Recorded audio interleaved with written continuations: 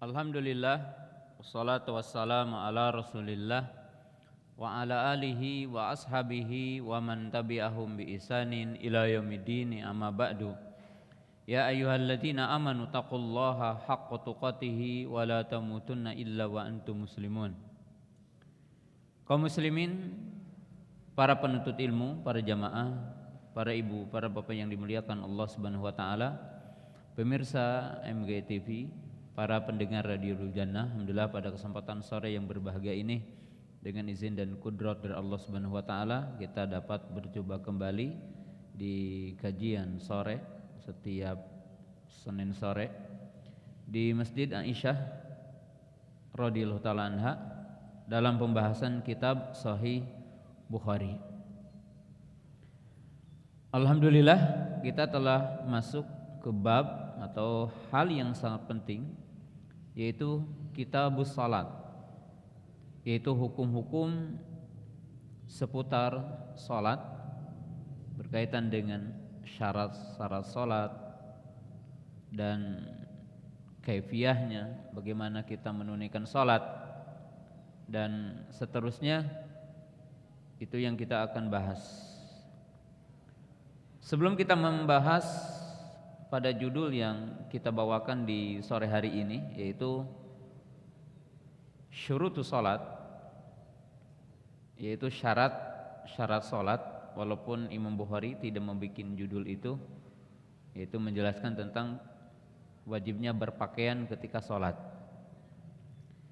Kita masih akan membahas bagian dari bab bagaimana salat dipardukan pada malam Isra atau pada malam Mi'raj. Telah kita jelaskan kemarin hadis seputar kisah perjalanan Nabi Sallallahu Alaihi Wasallam Isra, yaitu perjalanan Nabi Sallam dari Mekah ke Madinah, maka dinamakan dengan Isra. Kemudian perjalanan Nabi Sallallahu Alaihi Wasallam dari Masjidil Aqsa ke Sidratul Muntaha dinamakan dengan Al-Mi'raj. Dan Rasulullah Sallallahu Alaihi Wasallam menerima langsung kewajiban salat, menerima wahyu dari Allah Subhanahu wa taala tentang wajibnya salat biduni wasithah, yaitu dengan tanpa perantara. Jadi kita mengetahui wahyu yang turun kepada Nabi sallallahu alaihi wasallam. Kalau wahyu yang dimaksud dengan Quran, maka Nabi sallallahu alaihi wasallam tidak secara langsung menerima wahyu Al-Quran dari Allah Subhanahu wa ta'ala, di mana Nabi SAW mendengar kalam Allah langsung. Tetapi Al-Quran diwahyukan kepada Nabi SAW biwasitati Jibril, dengan perantara Jibril alaihi salam. Jadi kalau Quran turun kepada Nabi SAW dengan perantara Jibril, dalam arti Nabi SAW tidak mendengar kalam Allah langsung tentang Quran. Tapi diwajibkannya salat kepada Nabi Sallallahu Alaihi Wasallam itu secara langsung, bahwa Nabi SAW mendengar langsung perintah salat kepadanya. Jadi tanpa malaikat Jibril, beda dengan wahyu Al-Quran. Dan ini juga menunjukkan keagungan salat.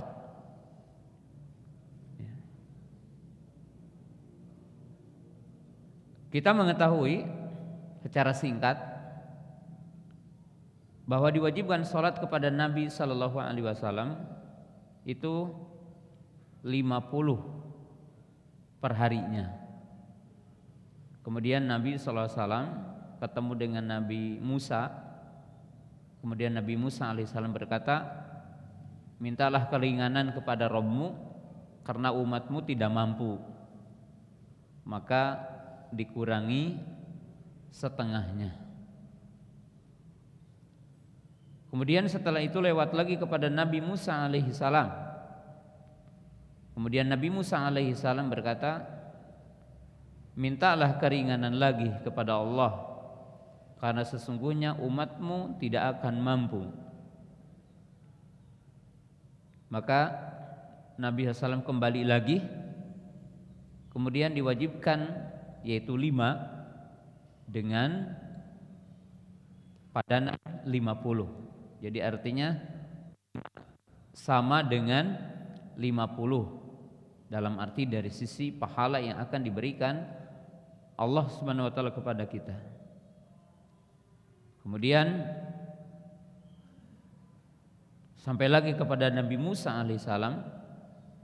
Nabi Musa masih tetap mengatakan minta keringanan lagi. Kemudian Nabi SAW mengatakan sesungguhnya aku telah malu. Dan sampai disitulah Allah berfirman tidak akan merubah lagi dari perintah 5 waktu itu. Maka ditetapkanlah kewajiban salat kepada umat Islam yaitu di malam Mi'raj itu 5 kali dalam sehari semalam yang sepadan dengan 50. Nah itu dari sisi bagaimana diwajibkan salat kepada Nabi Sallallahu Alaihi Wasallam. Hadis yang kedua yang kita akan bacakan sekarang ini berbicara tentang jumlah rakaat ketika awal disyariatkan salat. Jadi jumlah rakaat dalam setiap waktunya. Kalau tadi berbicara 5 kali dalam sehari semalam.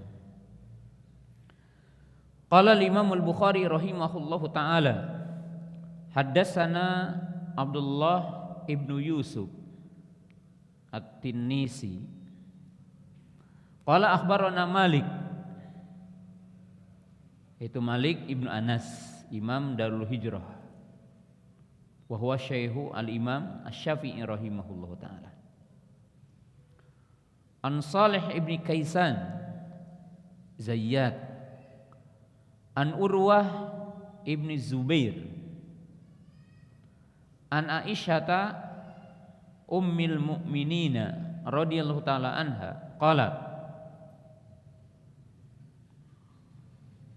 faradallahu as-salata hina faradaha rak'ataini bil hadari was safari fa ukirat salatus safari wa zidat fi salatil hadari. Al-hadis. Imam Bukhari meriwayatkan dari Abdullah ibnu Yusuf yaitu At-Tinnisi, wa huwa min asbati fi Malik ibni Anas. Asbat fi Malik ibni Anas itu seorang rawi yang paling kuat periwayatannya dari Anas ibnu Malik rahimahullah ta'ala anhu. Dan Imam Malik yang dimaksud adalah Imam Malik ibnu Anas, yaitu imam di antara imam yang 4 yang merupakan gurunya Imam Syafi'i. An Salih ibni Kaisan, an Urwah ibni Zubair, dari Aisyah Ummul Mukminin. Qalat, beliau berkata, faradallahu as-salata hina faradaha. Allah mewajibkan salat ketika waktu diwajibkannya. Rak'ataini, 2 rakaat, 2 rakaat. Fil hadari wa safari, pada waktu ketika mukim dan ketika safar. Dalam satu riwayat awalu ma furidatu as-salat. Ketika diwajibkan salat 2 rakaat baik ketika safar atau ketika mukim. Baik ketika mukim atau ketika safar. Yani qoblal hijrah. Sebelum hijrah salat itu 2 rakaat semuanya. Jadi 5 waktu 2 rakaat. Fa uqirat salatus safari, kemudian ditetapkan, artinya tetap jumlahnya 2 rakaat pada salat safar. Jadi 2 rakaat pada salat safar. Yang dimaksud di sini ya, salat rubaiyah, yaitu yang 3, duhur, asar, isya, yaitu tetap 2 rakaat.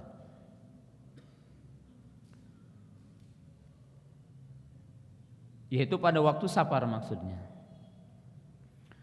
Wazidat fi sholatil hadari, dan ditambah ketika salat ketika mukim, artinya di waktu di tempat,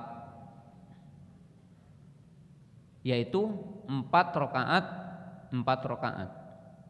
Tapi yang dimaksud adalah salat rubaiyah, itu salat yang 4, duhur, asar, isya. Dalam satu riwayat dijelaskan, dalam riwayat Ahmad, ilal maghrib fa innaha witrun nahari wa illa subh fa innaha yatatawwalu fiha al-qiraah. Itu riwayat Imam Ahmad dan itu sahih dan ijma'. Jadi artinya awal diwajibkan salat 2 rakaat semuanya. Duhur 2 rakaat, asar 2 rakaat, maghrib 2 rakaat, isya 2 rakaat, subuh 2 rakaat. Setelah itu kewajiban salat dirubah,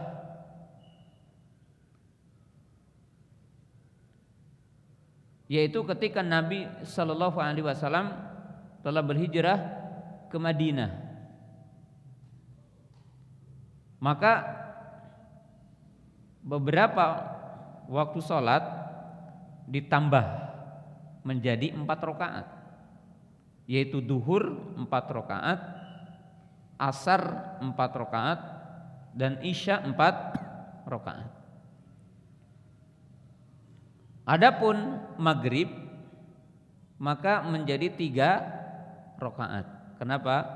Karena maghrib dihitung witirnya siang. Jadi jumlahnya ganjil, witrun nahar. Jadi tetap menjadi 3 rakaat, bukan 1 rakaat tetapi 3 rakaat. Adapun subuh tetap 2 rakaat. Karena pada waktu sholat subuh bacaannya dipanjangkan. Jadi bacaan di waktu subuh panjang. Oleh sebab itu, di antara kesalahan sebagian kaum muslimin mempraktekkan bacaan di sholat subuh, yaitu membaca di rakaat pertama Qul ya ayyuhal kafirun, dan di rakaat kedua Qul huwallahu ahad. Hampir di semua masjid, dan didawamkan, dikontinyukan. Padahal apa yang diajarkan oleh Nabi Sallallahu Alaihi Wasallam di waktu subuh, yaitu 2 Qul ya ayyuhal kafirun di rakaat pertama, Qul huwallahu di rakaat yang kedua. Yang dimaksud adalah rakaatani qablal fajri, yaitu 2 rakaat sebelum waktu fajar, bukan sholat fajarnya. Adapun sholat fajarnya, yaitu sholat subuhnya, maka disunahkan untuk dipanjangkan bacaannya. Ya, seolah-olah ya dipanjangkan bacaannya, maka sama dengan yang 4 rakaat di waktu zuhur, asar, dan isya. Kaum muslimin jamaah yang dimuliakan Allah Subhanahu wa taala. Penjelasan dari hadis ini sebagai berikut. Ya. Pertama, bahwa ketika Nabi Sallallahu Alaihi Wasallam pulang dari perjalanan Isra dan Mi'raj, kemudian kembali turun ke bumi dan kembali lagi berada di kota Mekah, maka di pagi harinya malaikat Jibril mengajari kepada Nabi Sallallahu Alaihi Wasallam 2 hal.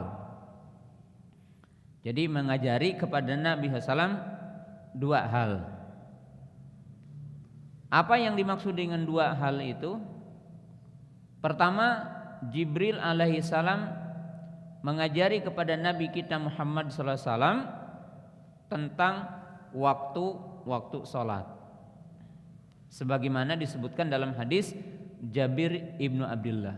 Jadi waktu zuhur, waktu asar, waktu maghrib, waktu isya, waktu subuh. Kapan itu? Setelah Nabi sallallahu alaihi wasallam mendapatkan perintah salat dalam perjalanan Isra dan Mi'raj. Kemudian yang kedua, malaikat Jibril alaihi salam mengajari Nabi kita Muhammad sallallahu alaihi wasallam tentang jumlah salatnya. Berikut bagian dari kaifiyah tata cara salatnya. Jadi kan disebutkan dalam sejumlah hadis bahwa malaikat Jibril datang untuk menjelaskan waktu salat, datang di awal waktu dan mengimami. Kemudian pada hari berikutnya datang di akhir waktu dan mengimami. Jadi Nabi SAW diajari waktu sholat duhur, waktu sholat asar, waktu sholat maghrib, waktu sholat isya, waktu sholat subuh. Diajari awalnya di hari pertama dan diajari di hari kedua akhirnya, sehingga diketahui awal dan akhir dari waktu sholat. Sedangkan berikutnya malaikat Jibril alaihi salam mengajari tentang jumlah sholatnya. Aisyah radhiyallahu taala anha mengatakan, pertama diwajibkan sholat itu 2 rakaat, 2 rakaat. Jadi 2 rakaat, 2 rakaat. Jadi duhur 2 rakaat, asar 2 rakaat, maghrib 2 rakaat, isya 2 rakaat, dan subuh 2 rakaat. Jadi semuanya 2 rakaat. Ketika awal diwajibkan. Lalu setelah Nabi SAW berhijrah ke Madinah, maka terjadi perubahan tentang jumlah rakaat salat.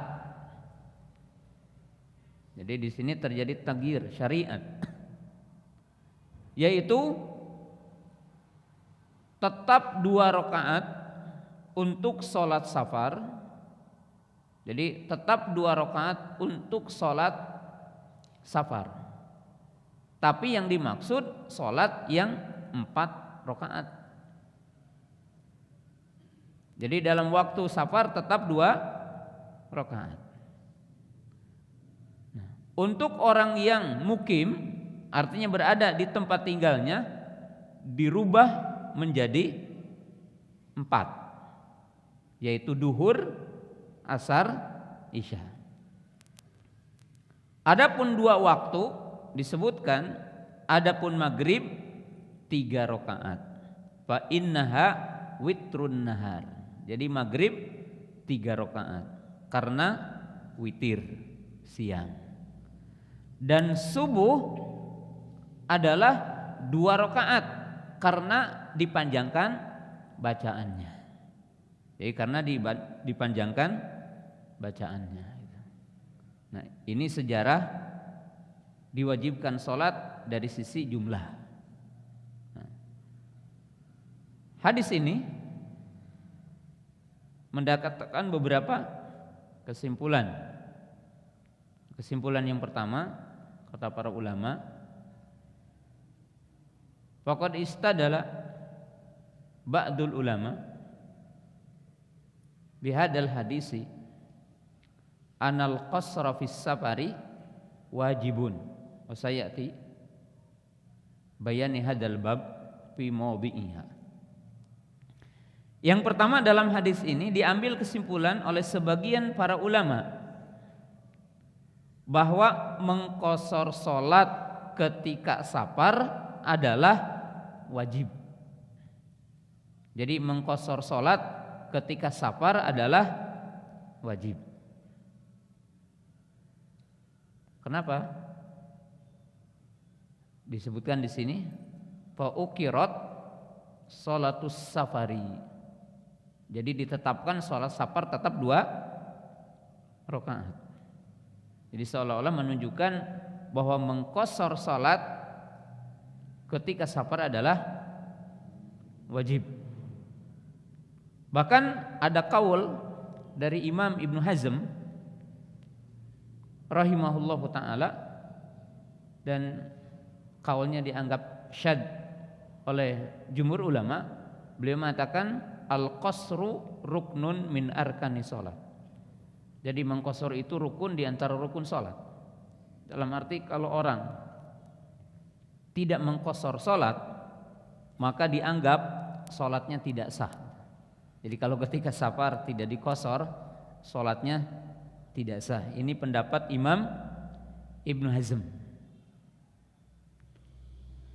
Nah, sedangkan pendapat jumhur ulama, mengqasar sholat ketika safar hukumnya sunnah, yakni sunnah muakkadah. Itu sunnah yang dikuatkan. Ya. Dalilnya amal Utsman radhiyallahu taala anhu. Jadi ada amal Utsman radhiyallahu taala anhu. Ya. Bagaimana? Di mana Utsman radhiyallahu taala anhu, beliau menyempurnakan salat ketika di Mina dengan 4 rakaat. Ya, ketika menunaikan ibadah yaitu haji. Jadi beliau melakukan salat dengan 4 rakaat. Dan para sahabat tentunya mengingkari fi'il Utsman di saat itu, tapi mereka tetap salat di belakang Utsman radhiyallahu taala anhu, menunjukkan bahwa mengqasar itu bukan rukun dan mengqasar bukan apa? Bukan wajib. Sebab kalau wajib berarti tidak sah gitu, salatnya. Ya. Jadi pendapat para ulama mengatakan bahwa mengqasar itu jumhur, kebanyakan para ulama, bahwa mengqasar hukumnya adalah sunnah. Adapun Imam Ibnu Taimiyah mengistilahkan sunnah, mengqasar salat bukan sunnah dalam istilah fuqaha. Jadi sunnah dalam arti kalau dilakukan dapat pahala, kalau tidak dilakukan tidak berdosa. Tetapi yang dimaksud dengan sunnah yaitu thariqatur Rasul. Jadi mengqasar salat ketika safar adalah sunnah. Artinya sunnah Nabi sallallahu alaihi wasallam. Maka orang yang menyempurnakan salatnya ketika safar itu adalah khilafus sunnah, khilaful aula wa khilafus sunnah. Jadi orang yang yang menyempurnakan salat ketika safar itu menyelisihi sunnah. Kenapa? Karena hampir dalam semua hadis-hadis yang menceritakan bahwa Nabi SAW itu safar demikian juga sejumlah para sahabat itu hampir tidak ditemukan bahwa Nabi SAW pernah menyempurnakan sholatnya ketika safar. Jadi menunjukkan bahwa mengqashar sholat ketika safar itu sunnah, dalam arti sunnah Nabi Sallallahu Alaihi Wasallam. Dan tentunya catatannya bagi siapa di antara kita yang tidak berjamaah dengan imam yang mukim. Karena sunnahnya bagi setiap kita yang sholat di belakang imam yang mukim, maka kita diperintahkan untuk menyempurnakan sholat bersama imam. Artinya orang yang sholat sendirian, orang yang sholat tidak berjamaah ketika safar, maka afdolnya adalah mengqashar. Nah itu makna dalam hadis ini. Kemudian yang kedua catatannya, bahwa sholat maghrib dan sholat subuh tidak diqashar. Dalam arti sholat maghrib 3 rakaat, tidak dijadikan 2 rakaat atau 1,5, karena tidak mustaqim. Jadi sholatnya tetap 3 rakaat. Adapun subuh ya tetap dalam aslinya tentunya 2 rakaat. Dan juga tidak menjadi 4 rakaat, tetap 2 rakaat. Kenapa? Karena disunnahkan untuk dipanjangkan bacaannya dalam sholat subuh.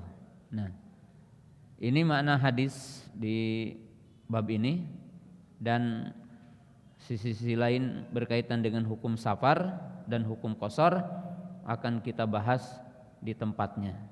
Sebab ini bukan bahasan tentang qasharnya, tetapi ini bahasan tentang awal diwajibkan sholat adalah 2 rakaat.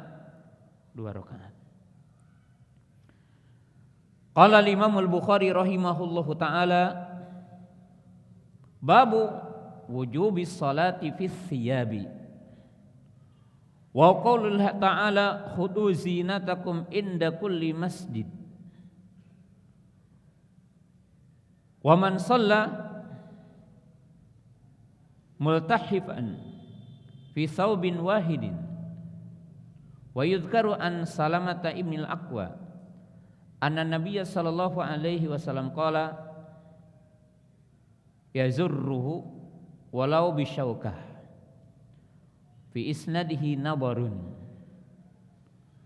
wa man shalla fi thawbil ladzi yujami'u fihi malam yara adha wa amara an-nabiyya sallallahu alaihi wasallam alla yatufa fil baiti uryana. Qala Imam al-Bukhari rahimahullahu taala hadatsana Musa ibnu Ismail Abu Salamah At-Tubudaki. Qala hadatsana Yazid ibnu Ibrahim an Muhammad an Ummi Atiyata qalat umirna an nukhrijal huyyada yawmal idaini wa dawatal huduri yashhadna jamaah muslimina wa da'watahum wa yatazilul huyyadu min musallahunna. Qalat imra'ah ya Rasulullah ihdana laisa laha jilbabun. Qala litulbisha sahibatuha min jilbabiha. Bab yang kedua ini akan menjelaskan secara terperinci, yaitu bab bagian dari syarat sahnya sholat. Walaupun Imam Bukhari tidak membuat judul itu gitu. Tapi apa yang ada di dalamnya menjelaskan tentang bagian syarat-syarat sholat. Bab orang yang sholat wajib berpakaian. Jadi orang yang sholat wajib mengenakan pakaian. Beliau berdalil dengan firman Allah Ta'ala surah Al-A'raf, khudu zinatakum inda kulli masjidin. Artinya kenakan perhiasan olehmu, jadi bawa atau pakailah perhiasan kalian ketika akan menunaikan salat. Jadi disebutkan min kulli masjidin, yang dimaksud di sini adalah salat.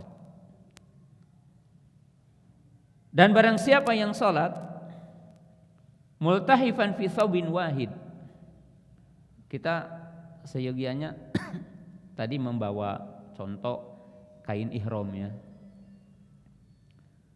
Jadi perlu dijelaskan dulu pakaian itu tidak berjahit seperti apa yang kita pakai hari ini. Antum pakai koko, pakai kemeja, pakai celana, sirwal.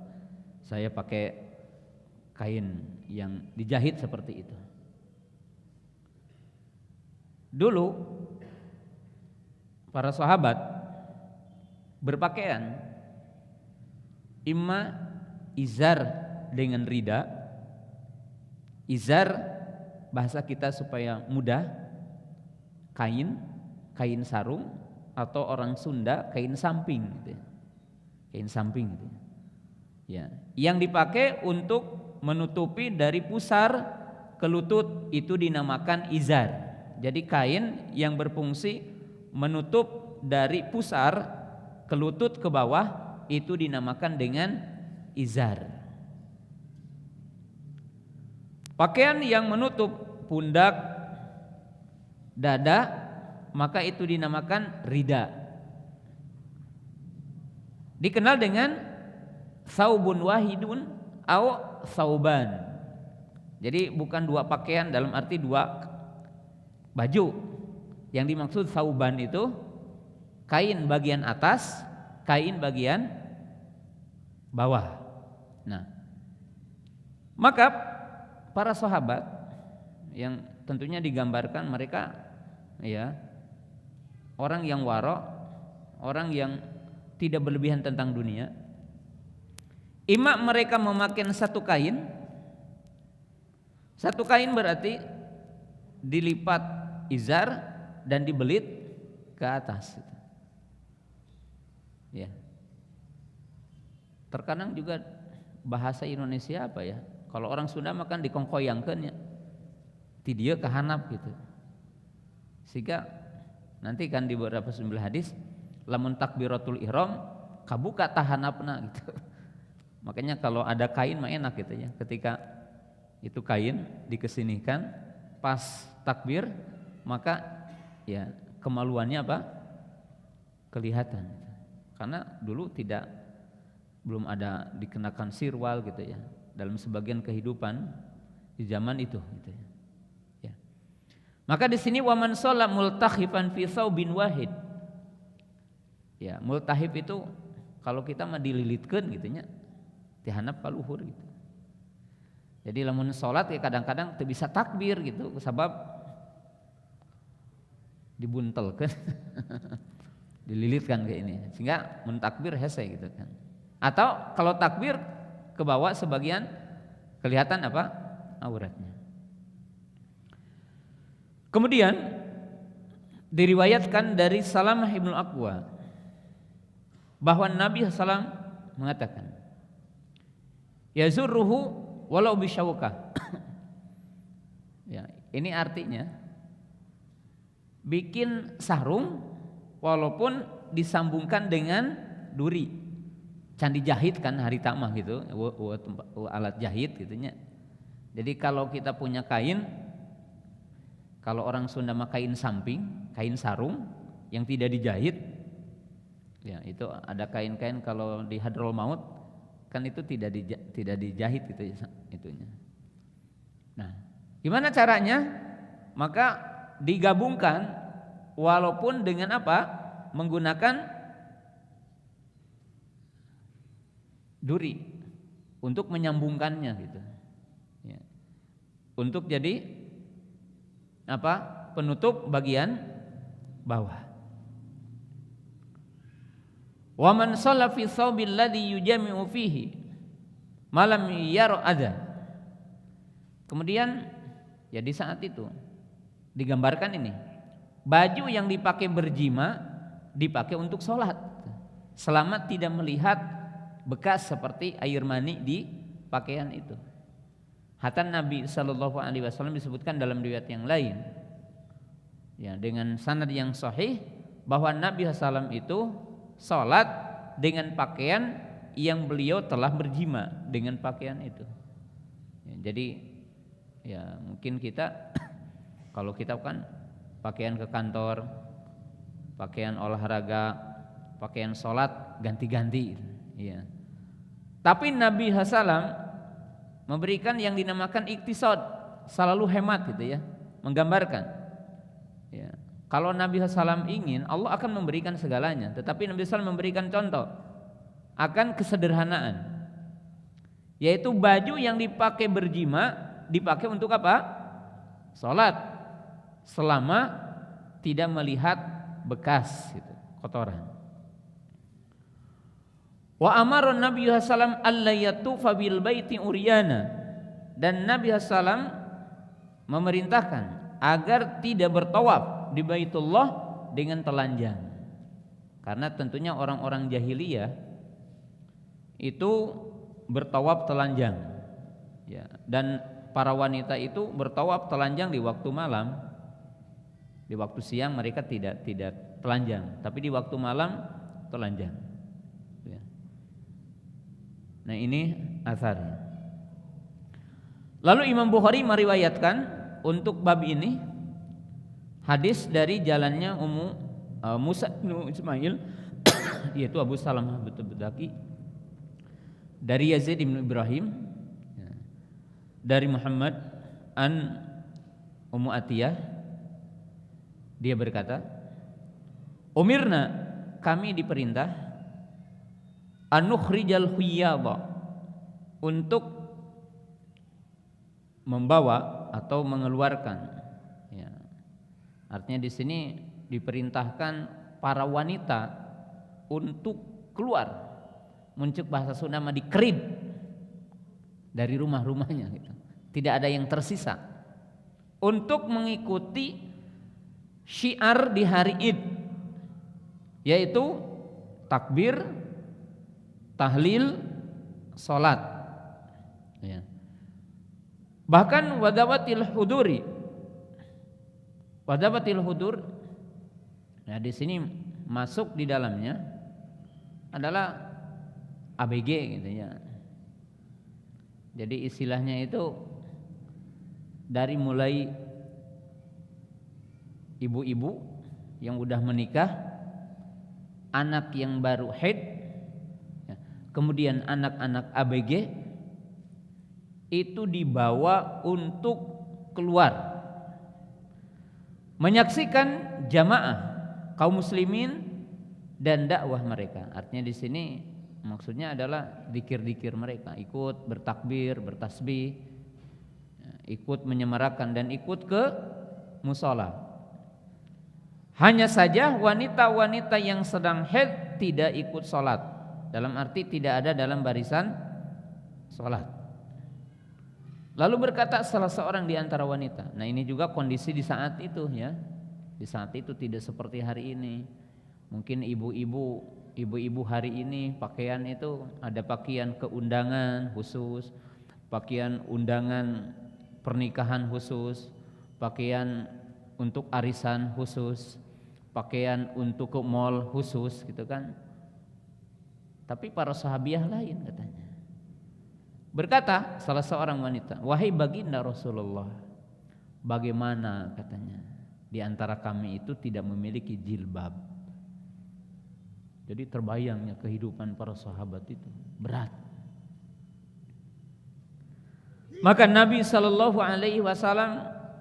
hendaklah teman-temannya meminjamkan pakaian kepada temannya.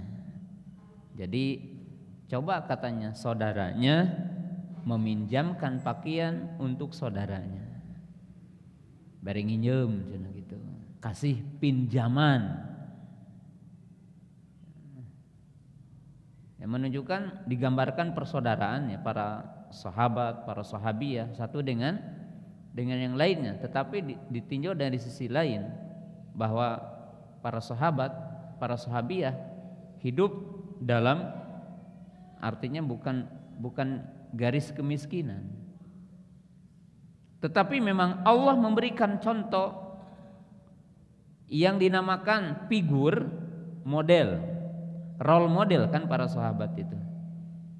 Jadi semua apa yang digambarkan di dalam Quran dan apa yang digambarkan dalam sunnah itu ada dalam kehidupan para sahabat. Nah, seperti kalau kita sekarang kan di Indonesia wawasan kebangsaan, wawasan Pancasila. Ya, bukan berarti kita tidak berwawasan kebangsaan, tapi kita memberikan satu gambaran. Role modelnya siapa gitu kan? Siapa sih yang paling Pancasila? Siapa sih yang paling bernegara? Mungkin kita sulit gitu ya. Tapi Islam role modelnya ada semua gitu. Kalau berbicara tentang iktisad, kesederhanaan, berbicara tentang sabar, berbicara tentang istiqomah, berbicara tentang adil, itu yang menggambarkan dan yang melaksanakannya itu ada gitu, lengkap gitu. Kenapa? Karena Quran diturunkan ke muka bumi melalui Jibril alaihissalam sampai kepada Nabi Muhammad sallallahu alaihi wasallam, dilaksanakan oleh para sahabat dengan Nabi SAW, menjadi mereka itu adalah model yang 100% mengamalkan semua isi Al-Quran. Jadi semuanya ada gitu ya. Dari semua sistem kehidupan ada gitu. Jadi kalau antum ingin tahu apa sih adil, gimana adil, ada semuanya. Sabar seperti apa gitu kan, istiqomah seperti apa, semuanya ada. Beda dengan apa yang sekarang orang saling menyerang, ini mengklaim itu, menuduh yang lainnya begini. Kenapa? Role modelnya mana gitu kan? Allah menggambarkan wasabiqunal awwaluna minal muhajirin wal ansar walladzina taba'uhum bi ihsan radhiyallahu anhum wardu'an. Allah Ta'ala berfirman, fa in amanu bimisli ma amantum bihi faqad ihtadaw wa idza qila lahum aminu kama amanan nas.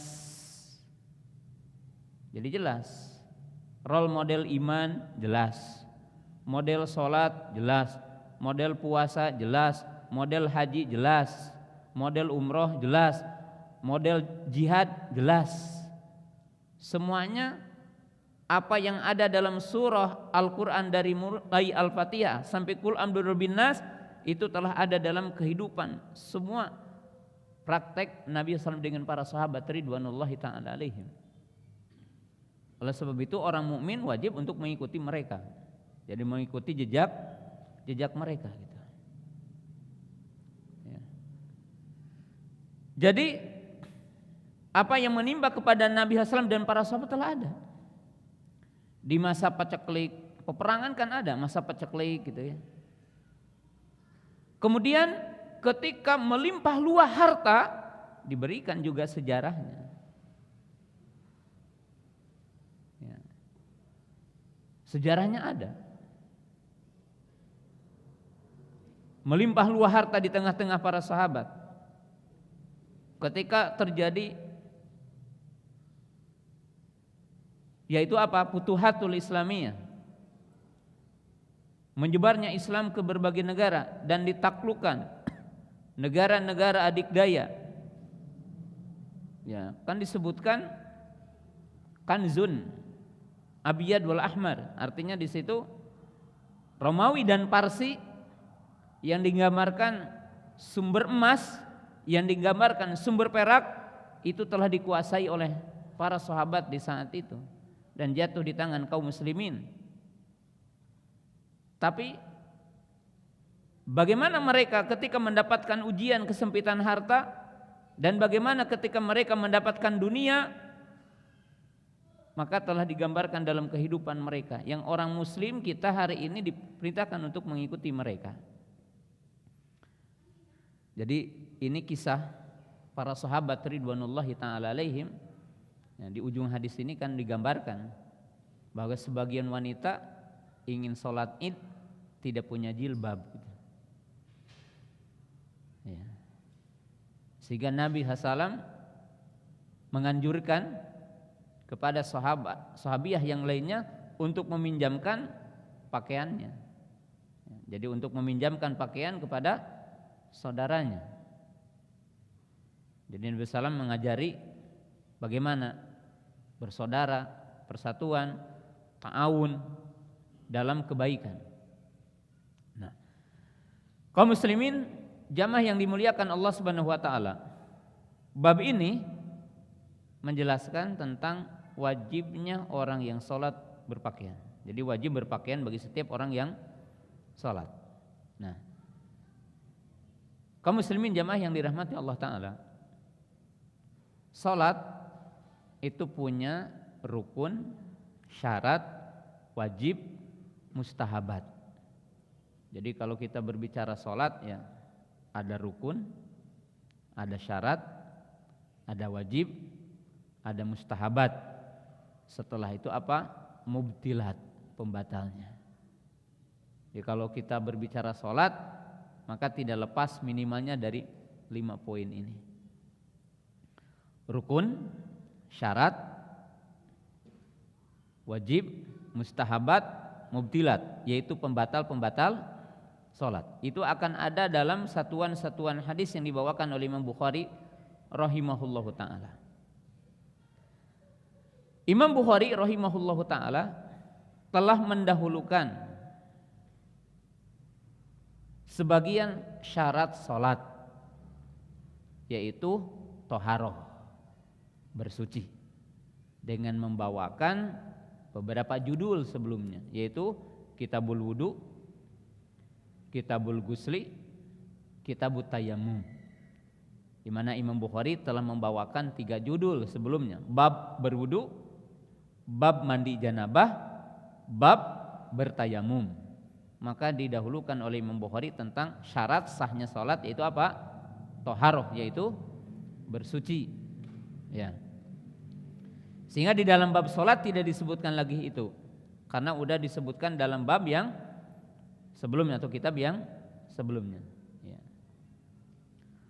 Adapun tentang syarat-syarat salat, para ulama membagi syarat salat ada 2, yaitu syurutul wujub, syurutus sihah.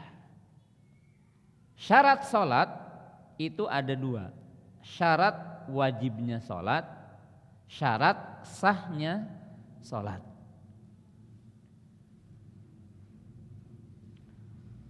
Adapun syarat wajibnya salat, maka disebutkan oleh para ulama adalah salasah, yaitu ada 3. An yakuna musliman, akilan, baligon. Jadi syarat wajibnya salat ada 3. Muslim, kemudian berakal, dan balik.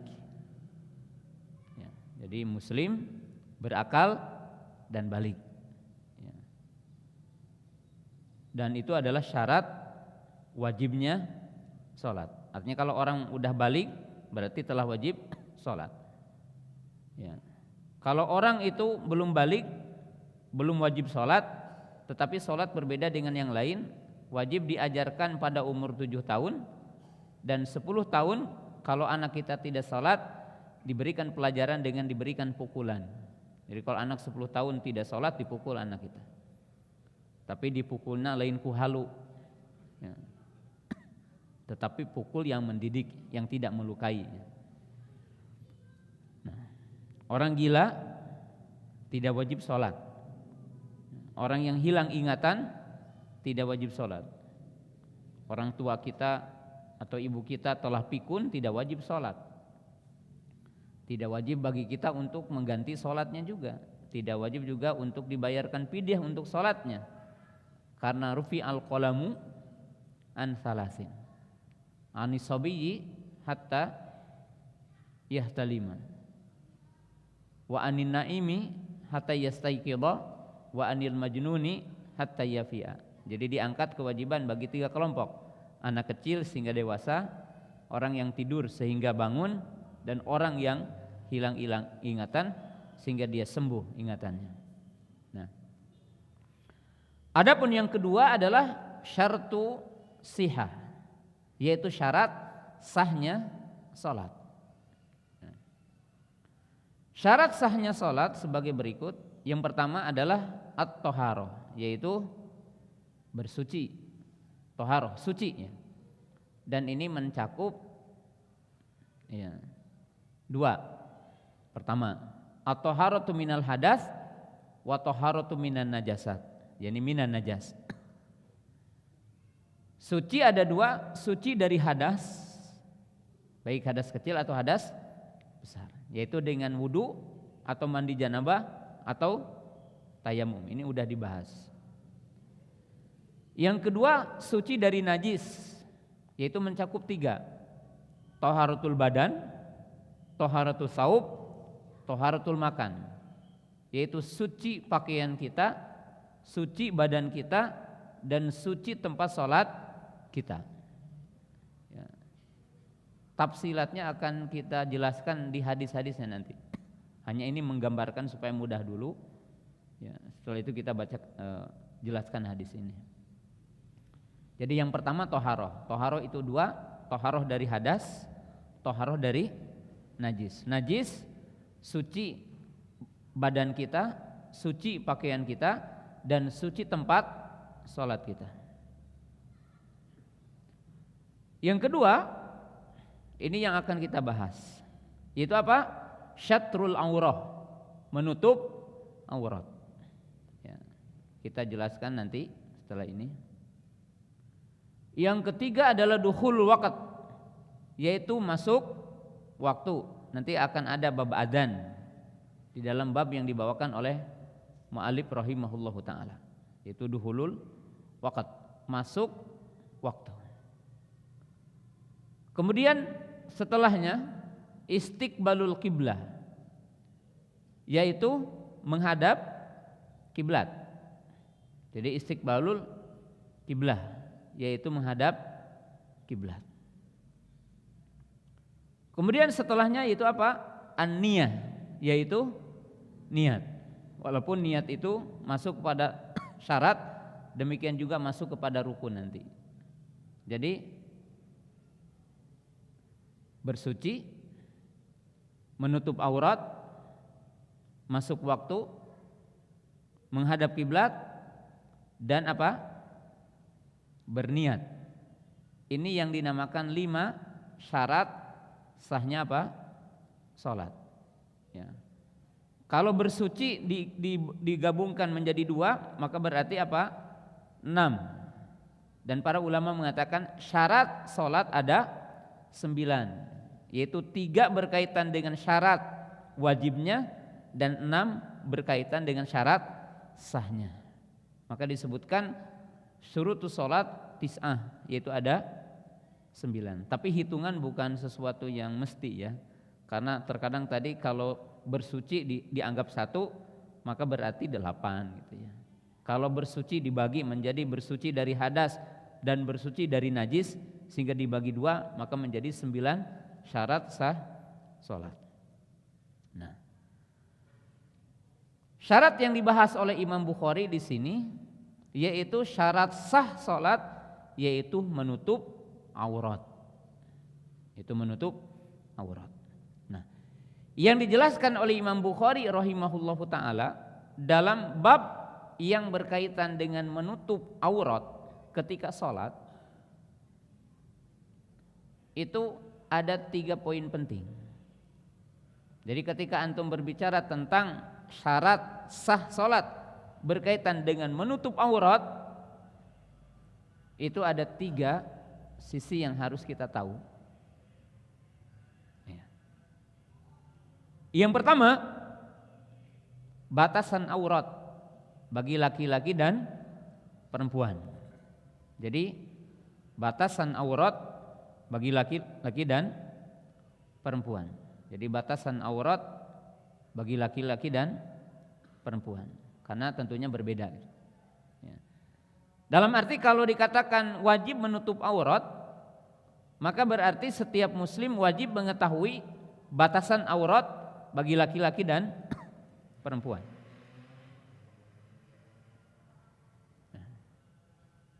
Yang kedua yaitu bahwa berpakaian ketika sholat itu ada batasan kesempurnaan dari batasan aurat. Jadi kita harus paham dulu, karena itu menjadi salah satu hal yang sangat penting nanti tafsirnya, perinciannya nanti. Jadi berpakaian ketika sholat itu mengandung makna hakikat, yaitu melebihi batasan dari batasan aurat. Contohnya gini, kalau ada orang berkata, apa sih batasan aurat laki-laki?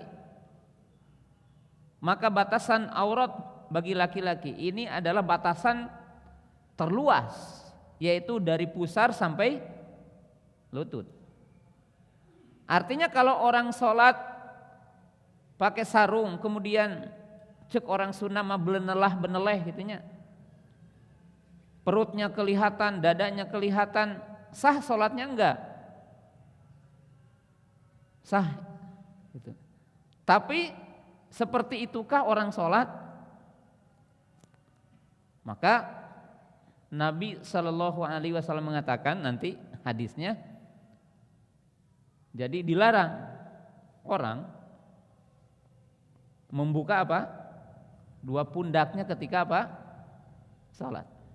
Jadi membuka pundaknya ketika sholat. Ya. Artinya apa? Artinya berarti dalam sholat itu karena munajat kepada Allah, menghadap kepada Allah, maka ada adab-adab berpakaian ketika apa? Sholat. Ya, ada adab-adab berpakaian ketika sholat. Cenah sholat makan penting mah nutup aurat wae gitu, pakai celana. Bahkan mungkin ada sebagian fuqaha umpamanya bahwa aurat laki-laki itu cuma dua biji itu, sehingga pakai kolor gitu nanaon cenah sholat umpamanya gitu kan. Ada pendapat yang mengatakan aurat laki-laki itu paha tidak aurat gitu, lutut tidak aurat, pakai celana sontok gitu, sholat menang tuh. Kalau berbicara tentang hanya batasan aurat, lalu orang sholat dengan memakai celana sontok gitu ya, celana apa namanya? Pakai bahasa Indonesia, orang Sunda.